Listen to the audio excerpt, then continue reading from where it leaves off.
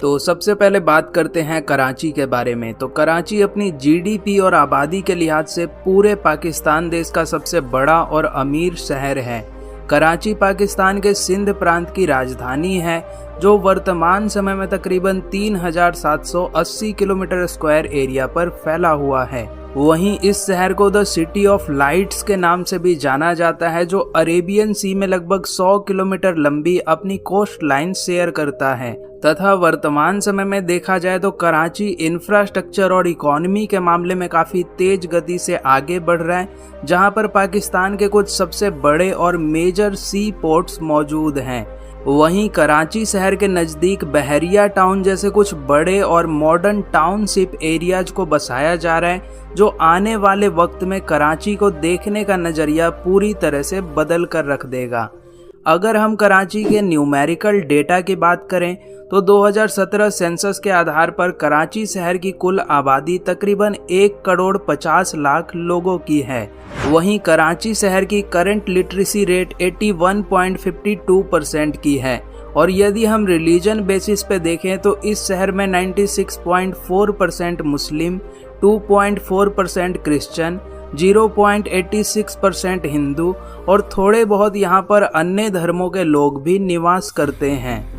और आइए अब बात करते हैं कराची के जीडीपी के बारे में। तो जीडीपी के लिहाज से देखें तो कराची पूरे पाकिस्तान का सबसे बड़ा फाइनेंशियल एंड कॉमर्शियल हब है। इस शहर की मेजर इकोनॉमी में सबसे ज़्यादा योगदान यहाँ के बैंकिंग और इंडस्ट्रियल सेक्टर्स का है, तथा कराची की मौजूदा जीडीपी परचेसिंग पावर पैरिटी यानी कि जीडीपी ट्रिपल पी लगभग 210 बिलियन यूएस डॉलर का है, जो कि पाकिस्तान की टोटल इकोनॉमी में 25% का योगदान देता है।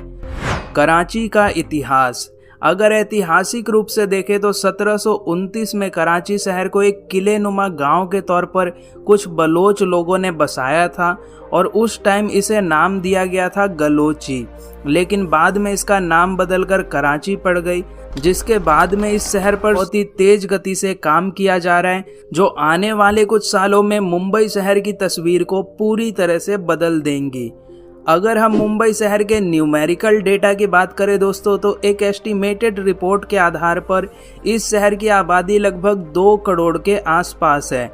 वहीं मुंबई शहर की करंट लिटरेसी रेट 89.73% की है, और यदि हम रिलीजन बेसिस पे देखें तो इस शहर में 65.99% हिंदू, 20.65% मुस्लिम, 3.27% क्रिश्चियन, 4.85% जैन, 4.85% बुद्धिस्ट और बाकी यहाँ पर थोड़े बहुत अन्य धर्मों के लोग निवास करते हैं।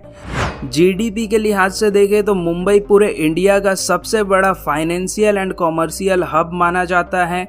इस शहर की मेजर इकोनॉमी में सबसे ज़्यादा योगदान यहाँ के 77 बिलियन यूएस डॉलर का है, जो कि पूरे पाकिस्तान की जीडीपी का 75% है। मुंबई का इतिहास, अगर ऐतिहासिक रूप से देखें तो लगभग 13वीं शताब्दी के अंत में राजा भीमदेव ने इस शहर की स्थापना की थी। फिर 1661 में ये पूरा शहर ब्रिटिश के शाही परिवार के अधीन हो गया, तथा इस शहर की एक इंटरेस्टिंग बात ये भी है कि पहले ये पूरा शहर 7 आइलैंड्स में बटा हुआ था। फिर इन्हीं 7 आइलैंड्स को 1826 में जोड़कर आज के इस नए मुंबई शहर का निर्माण हुआ।